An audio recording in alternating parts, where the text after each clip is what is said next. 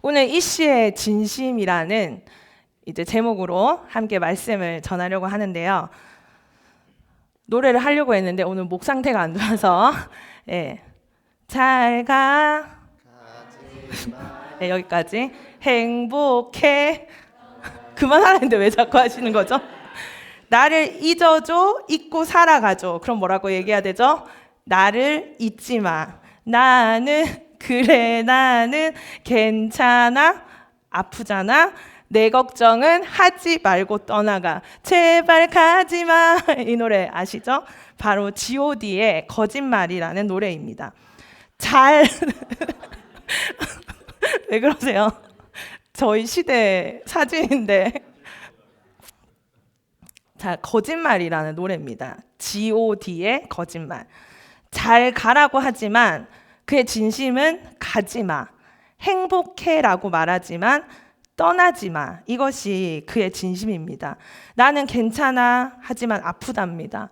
내 걱정은 하지 말고 떠나가라고 하지만 제발 가지 말라고 합니다. 사랑하는 여인에게 어쩔 수 없이 지금 헤어져야 하는 상황 속에서 차마 자신의 진심을 말하지 못하는 한 남자의 애절한 사랑 노래입니다.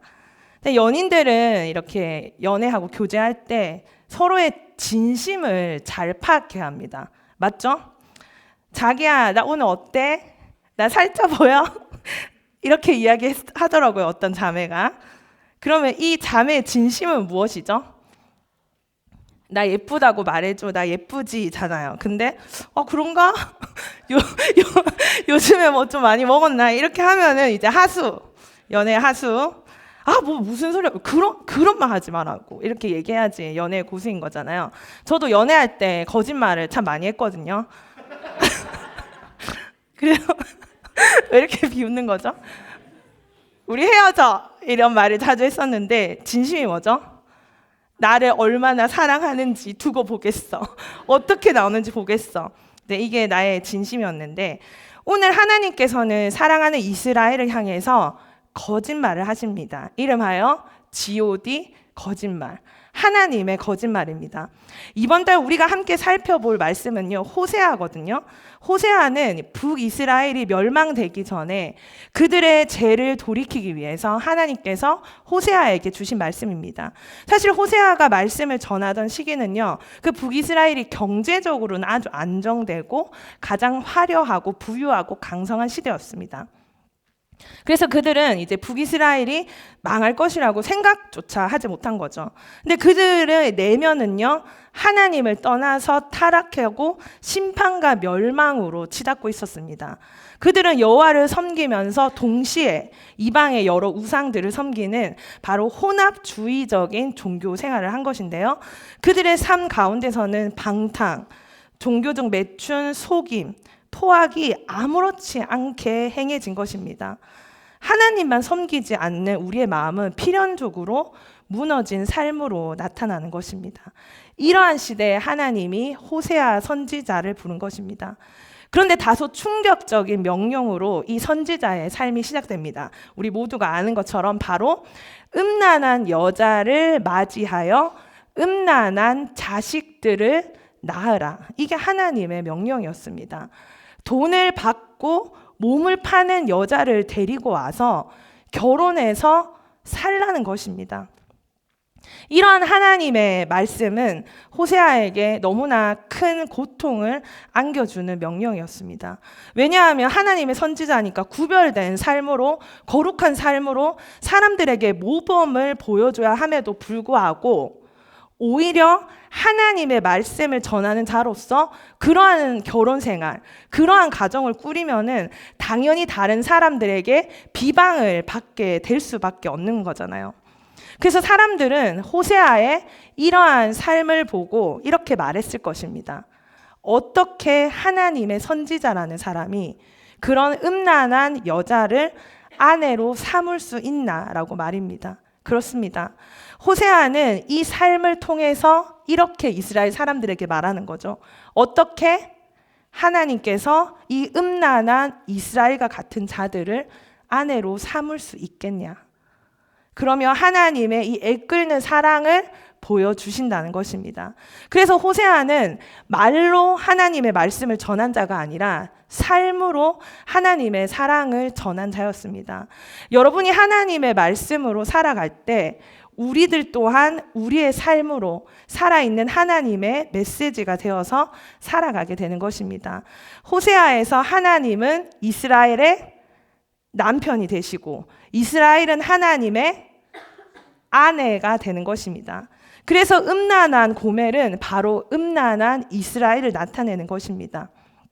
오늘 함께 살펴볼 2장 말씀은요, 이혼을 위해서 법정에 선 부부의 모습으로 시작됩니다. 남편인 하나님은 아내인 이스라엘을 고발하는 거죠. 아내가 바람을 폈다는 것입니다. 아내가 음행을 했다는 것입니다. 이스라엘인 남편인 하나님을 두고 바람을 피웠다는 거죠. 우상 숭배는 영적인 바람입니다. 영적 간음입니다. 그래서 하나님께서 이렇게 말씀하십니다. 2절 말씀 함께 읽습니다. 그는 내 아내가 아니요 나는 그의 남편이 아니라. 2절 말씀. 그는 내 아내가 아니요. 10절 시작. 그는 내 아내가 아니요 나는 그의 남편이 아니라. 하나님이 이스라엘을 향해서 하신 말씀입니다. 이스라엘의 우상 숭배로 그 음란함으로 이제 이스라엘은 나의 아내가 아니라는 것입니다. 우리 끝이야 라고 하는 거죠. 사실 이스라엘은 하나님을 버린 게 아닙니다. 하나님도 섬기고 우상도 섬긴 것입니다. 남편도 사랑하고 애인도 사랑하는 삶입니다. 바로 이중적인 삶을 살았다는 거죠. 이 세상에서 가장 행복한 남편은 누구입니까? 자신만을 사랑하는 아내를 둔 남편입니다.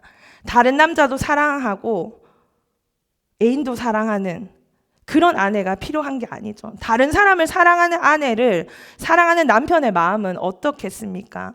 그 사랑이 깊은 만큼 고통도 클 수밖에 없습니다.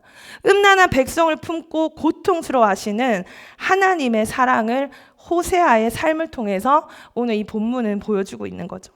그래서 하나님께서는 호세아가 고멜과 함께 얻은 자녀의 이름을 각각 이스르엘 그리고요 로루하마 한번 읽어볼까요? 그리고 마지막 로암미라고 하나님께서 이름을 짓게 해주셨습니다. 그런데 이 이스라엘의 이름 뜻은 하나님께서 심판하신다라는 뜻을 가지고 있고요. 로루하마는 긍휼히 여김을 받지 못한다. 불쌍히 여김을 받지 못한다. 누구를 향해서 하는 말입니까? 하나님이 이스라엘을 향해서 하는 말입니다. 로암미는 너는 나의 백성이 아니다. 너는 나의 자녀가 아니다라는 뜻입니다. 그래서 하나님은 이 이스라엘에게 이 세 명의 자녀의 이름 보복하시겠다. 나는 너희를 긍휼히 여기지 않겠다. 너희는 나와 아무 상관이 없는 자라는 이름 뜻을 가진 이름을 짓게 하신 것입니다. 그런데 이게 바로 뭐였다고요? 하나님의 거짓말이었습니다. 하나님은 사랑하는 이스라엘에게 거짓말을 하신 것입니다. 오늘 본문 말씀을 통해서 하나님의 진심을 한번 알아가 보도록 하겠습니다. 하나님은 너희를 심판하겠다. 불쌍히 여기지 않겠다. 이제 너희는 나의 자녀가 아니다라는 이름을 짓게 하시고 이제 너는 나의 아내가 아니라고 선포하신 하나님께서는 이 말과 다른 행동을 하신다는 것입니다. 첫 번째입니다. 함께 읽어볼게요. 첫째, 타이르다 14절 말씀에 그러므로 보라 내가 그를 타일러 거친 들로 데리고 가서 말로 위로하고 이게 타일러로 번역된 이 단어는요. 속여서 설득한다는 뜻의 동사를 가지고 있습니다. 그러니까 스스로 자발적으로 돌이킬 의지가 없는 이스라엘을 설득해서 거친 들로 데리고 가시겠다 하십니다. 거친 들은 바로 광야를 이야기하는 거죠. 이스라엘이 애굽에서 나온 이후에 40년간 지냈던 그 광야 어떤 곳이죠? 하나님과 언약을 맺었던 그곳, 하나님과 사랑이 시작한 그곳으로 데리고 가시겠다는 것입니다. 망하게 하겠다, 패배하게 하겠다, 복수할 거야 라고 하셨는데 타일러서 광야로 데리고 가서 말로 위로하시겠다고 하십니다. 위로하겠다라는 이 말은 또 문자적으로 마음에 대고 말한다라는 뜻을 갖고 있습니다. 하나님께서 이스라엘을 광야로 데리고 가서 그들의 마음속에 새기겠다는 것입니다. 광야는 어떤 곳입니까? 하나님과의 사랑이 언약되고 약속된 곳이지만 힘든 곳입니다. 거친 들입니다. 바로 이스라엘은 심판을 받게 될 것이라는 것입니다. 호세아 선지자가 보내진 후에 꼭 30년 후에 아수르에게 북이스라엘은 망하게 됩니다. 그거를 이야기하는 건데요. 하지만 이것이 망하게 하는 데서 그치지 않는다는 것입니다. 하나님이 어떻게 하신다고요? 그곳에 데리고 가서 다시 한번 관계를 새롭게 하시겠다는 것입니다. 그곳에서 하나님과 이스라엘의 관계가 다시 시작된다는 거죠. 두 번째입니다. 함께 읽어볼게요. 시작. 16절. 여호와께서 이르시되 그 날에 네가 나를 내 남편이라 일컫고 다시는 내 바알이라 일컫지 아니하리라. 남편이 되어 주심입니다. 여러분들 리마인드 웨딩이라는 말을 들어보셨죠? 몇십 년을 살아온 부부가 다시 한번 이 결혼의 의미를 되새기고 두 사람의 그 약속을 기념하는 날입니다. 리마인드 웨딩은요, 앞으로도 이 약속을 계속 지켜나가자는 또 하나의 증거가 되는 것이죠. 하나님도 말씀하십니다. 계속해서 영적 간음을 저질렀던 이스라엘에게 이혼을 선포하시는 것이 아니라 리마인드 웨딩, 변치 않는 결혼 언약을 다시 한번 하시면서 네가 나를 내 남편이라 말하게 될 거다. 다시는 내 바알이라 말하지 아니하리라 하는 겁니다. 우리는 결혼 서약을 하면서 죽음이 두 사람을 갈라놓을 때까지 함께 할 것을 서약합니다. 병들거나 건강하거나 변함없이 사랑할 것을 약속하는 거죠. 마치 하나님은 우리가 어떤 상황에 놓여 있던지 남편이 아내를 사랑하듯이 우리를 돌보시겠다고 마치 리마인드 웨딩처럼 다시 한번 내가 너의 남편이라고 말씀해 주시는 것입니다. 여러분들 왜 나의 바알이라고 부르지 않게 하고 내 남편이라고 부르게 하겠다라고 이야기하는가 하면은 내 바알이라 해당되는 말이 당시에 빠울리라는 말이거든요. 근데 이 빠울리라는 말은 어떤 뜻을 가지고 있는가 하면 나의 주인이라는 뜻을 가지고 있습니다. 그래서 가난 우상을 지칭할 때 내 바알 이럴 때 빠울리라고 이야기를 했다는 겁니다. 근데 이게 어떤 뜻도 가지고 있다고요? 나의 주인이라는 뜻도 가지고 있다 보니까 이스라엘 사람들이 절기에 하나님께 예배하면서 빠울리 빠울리라고 이야기했습니다. 그러니까 겉으로는 나의 주인, 누구를 이야기하는 거죠? 하나님을 외치는 것처럼 하지만 그들의 마음에는 누구를 부르고 있는 겁니까? 바알을 부르고 있는 것입니다. 그래서 하나님께서 다시는 그 이름, 내 바알이라는 이름을 하지 않기 위해서 어떻게 부르라고 하셨습니까? 내 남편, 이 뜻은 바로 오늘 말씀 제목인 이시입니다. 한번 따라해 볼까요? 이시, 이게 뭐라고요? 내 남편, 나의 남편. 우리 자매들 결혼할 때 히브리어로 이시 이렇게 이야기하면 됩니다. 이시. 자매는요, 이샤 따라해 볼까요? 이샤.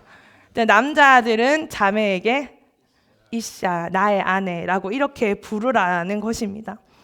이스라엘 사람들이 은연중에 빠울리라는 말을 통해서 나의 주인이다 이런 뜻으로 말하면서 마음속에 하나님 앞에 예배드려야 하는 그 장소에서 바알을 떠올렸던 그것들을 제하게 해주시겠다는 것입니다.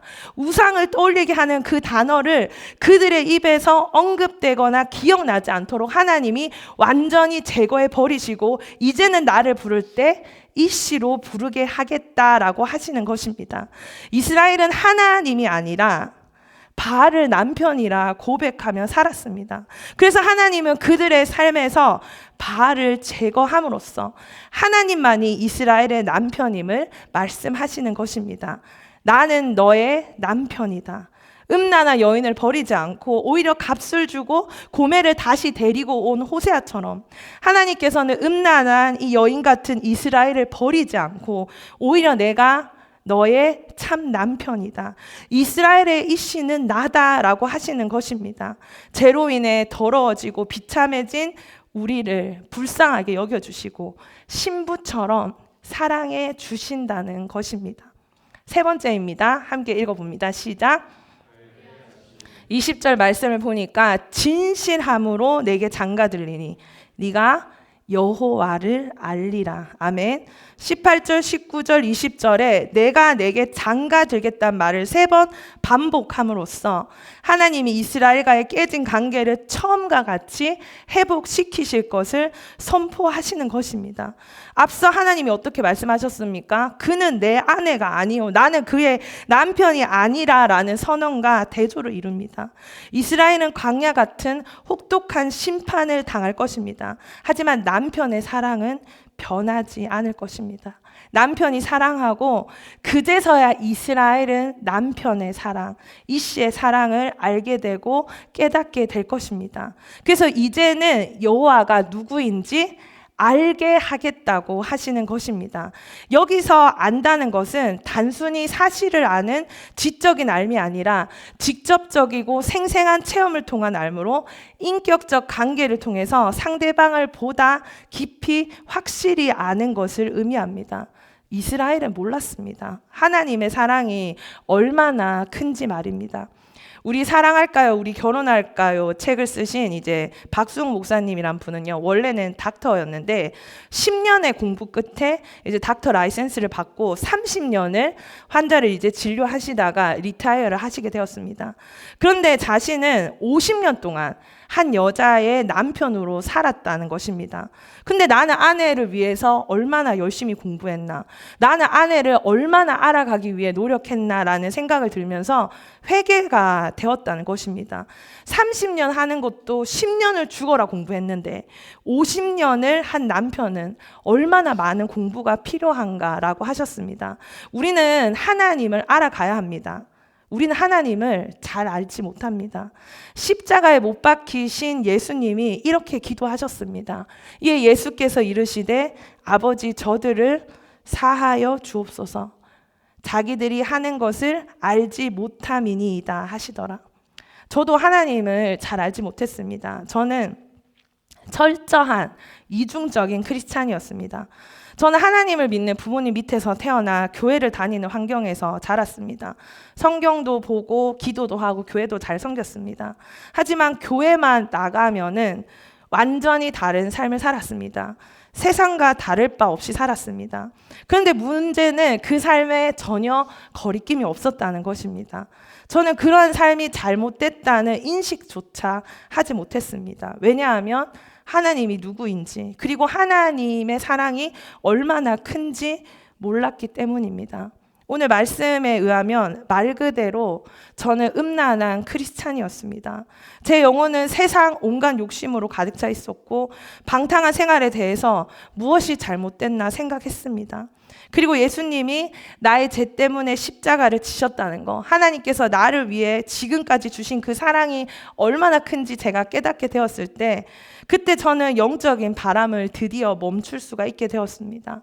언어 습관, 생활 습관, 돈 쓰는 습관, 시간을 쓰는 습관이 하나씩 바꿔 나가기 시작했습니다. 사랑이 없었기 때문에 신앙생활은 지겨웠고요. 기도는 귀찮았고 말씀은 재미가 없었는데 하나님의 사랑을 조금씩 알고부터는 말씀이 궁금하고 기도를 통해서 사랑이 회복되고 섬김을 통해서 나의 존재 이유를 깨닫게 되었습니다.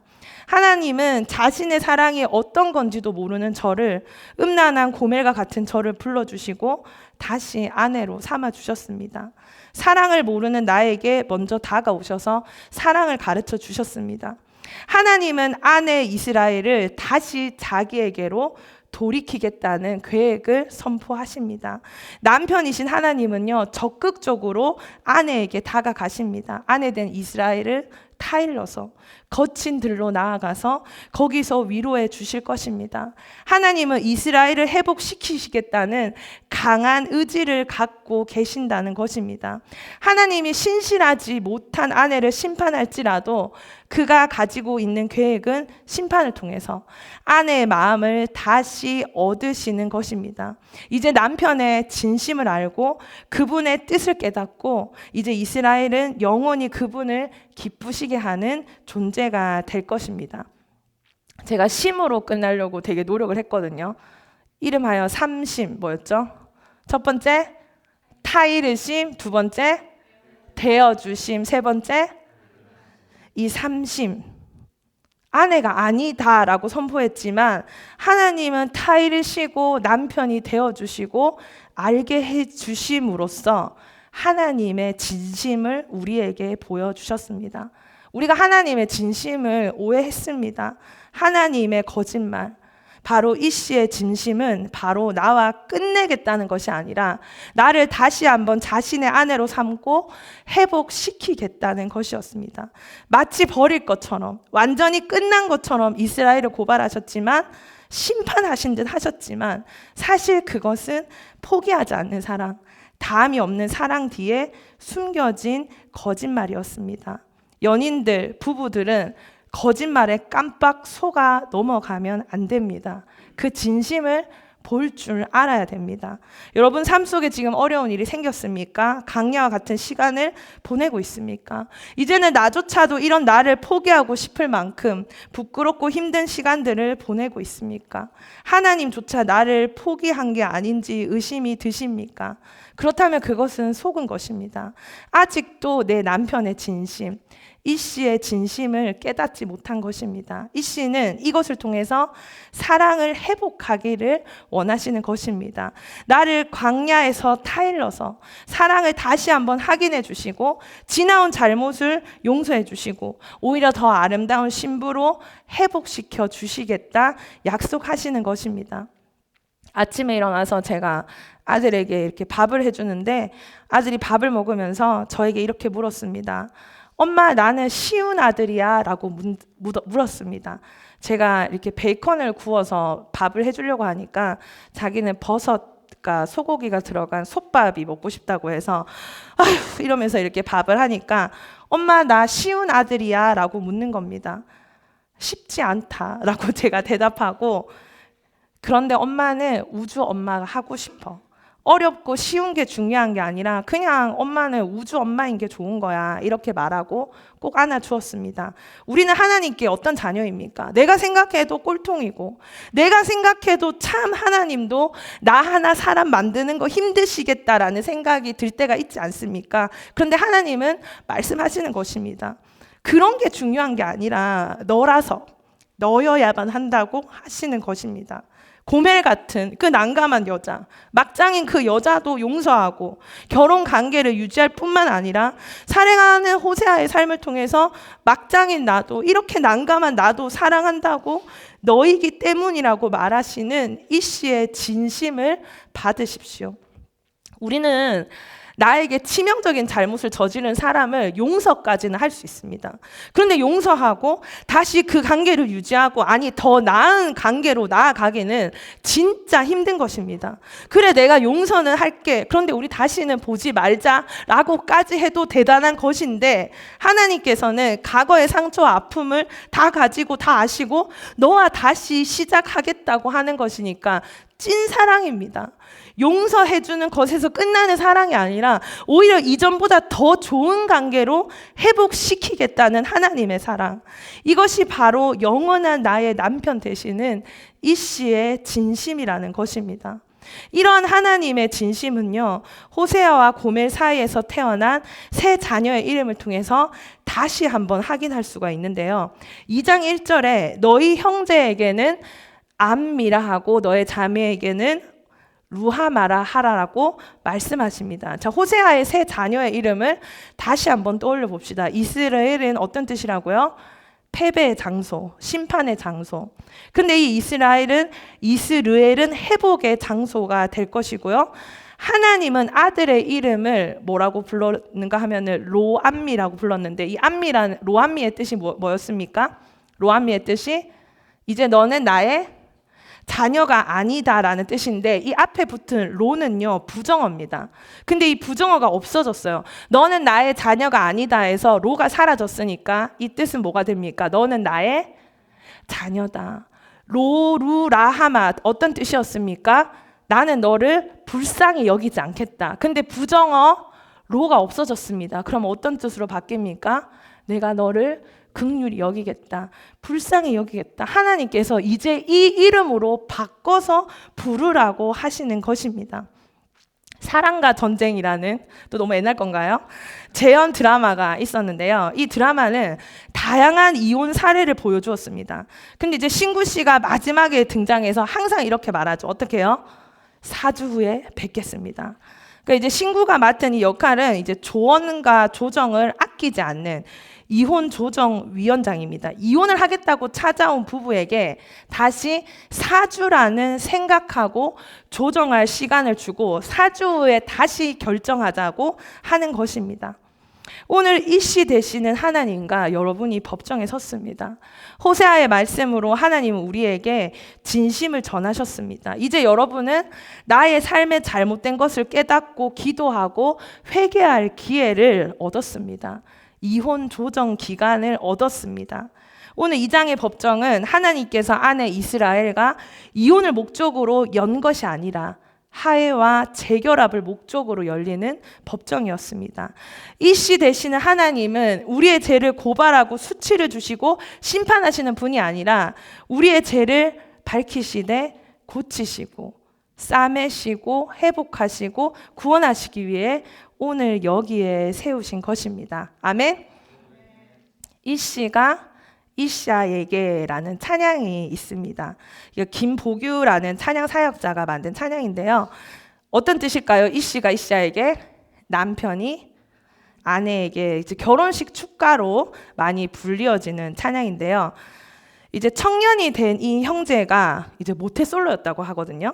그래서 연애를 너무 하고 싶었답니다. 청년부에 올라오자마자 갑자기 눈이 다들 동그래지는데, 근데 당시에 이제 청년부는 너무 어린 나이에 교제를 못하게 했다고 합니다. 그러니까 하나님과 더 가까이 지내고 성숙한 시기가 되면은 연애하고 교제하라고 가르친 거죠. 저희도 나이 제한 한번 걸어볼까요? 어쨌든 그때 담당 목사님께서 이렇게 말씀하셨답니다.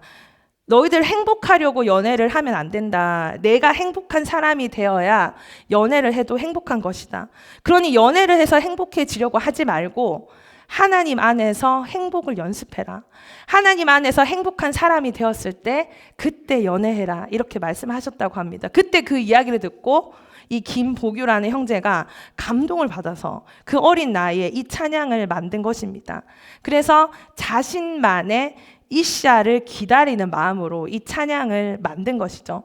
아직 만나지 못한, 만나게 될 이샤를 향해서 이렇게 고백을 합니다. 찬양 가사인데, 내 마음은 그대의 것이요 그대만 가질 수 있소. 사랑하겠소. 그대를 기다리겠소. 주님의 때에 주님이 맺어 주실 그대. 이렇게 하고요. 이제 시간이 또 흘러서 노래에 긴 서사가 있거든요. 이제 드디어 이샤가 자기 눈앞에 있습니다. 이렇게 가사가 시작됩니다. 이제 보내 내 이샤를. 멋있잖아요. 그렇게 고백합니다. 그대를 이제 형제들 미래의 이샤를 생각하면서 읽어봅니다. 시작. 딴 여잔 보지 않겠어. 이렇게 읽으면 되겠다. 딴 여잔 보지 않겠어. 이렇게 마음의 결의를 닮아서 수많은 여자 중에 당신이 내 아내라서 너무나 행복하고 아직은 어렵지만 지금 난 배워가고 사랑하는 방법을. 자, 이제 우리 이샤의 답가가 있어야겠죠. 우리 이샤들 다 이렇게 미래의 자신의 이씨를 생각하면서 있으면 한번 옆에 같이 보고요. 한번 말해보겠습니다. 시작. 당신을 존중하겠소. 딴 남잔 보지 않겠소. 그 많은 남자 중에 당신이 내게 와줘서 너무나 감사하오. 조금은 어색해도 지금 난 배워가오. 사랑받는 방법을. 우리를 향한 애끓는 사랑 고백에 우리의 답가는 무엇입니까? 다른 남자는 쳐다보지 않겠습니다. 다른 신은 쳐다보지도 않겠습니다. 하나님만을 사랑하겠습니다. 우리의 고백과 삶이 되기를 원합니다. 하나님은 이스라엘의 영적인 음란을 강하게 꾸짖으시고 선포하기 위해서 호세아를 부르셨습니다. 그런데 여러분, 호세아의 이름 뜻이 무엇인지 아십니까? 호세아의 이름 뜻 안에 또 이씨의 진심이 담겨져 있습니다. 호세아의 이름 뜻은요, 여호와는 구원이시라라는 뜻입니다. 바로 하나님은요, 이스라엘을 심판하시기 위해서가 아니라 그 심판을 통해서 그들을 구원하시기 위해서 호세아를 보내신 것입니다. 이것이 바로 내 남편 되시는 이씨의 진심입니다. 우리가 무엇을 했습니까? 우리의 자리가 죄의 저주스러운 자리에서 축복의 자리로 변화된 것도, 하나님의 자녀라는 영광스러운 호칭을 다시 회복한 것도, 하나님이 베푸시는 긍휼을 받아 누리는 것이 바로 다 하나님의 은혜인 것입니다. 하나님의 거짓말, 이씨의 진심을 깨달은 자들은 그분 앞에서 이제는 다른 신을 버리고 이중적인 삶을 버리고 오직 한 분, 나의 이씨, 그분만을 사랑하며 그분의 순결한 신부로 남편만을 사랑하는 아내로 살아가야 할 것입니다. 우리를 향한 포기하지 않는, 다함이 없는 그 사랑을, 그 남편의 고백, 그 남편의 진심을 받을 수 있는 우리 청년들 되기를 주님의 이름으로 축복합니다. 기도하겠습니다.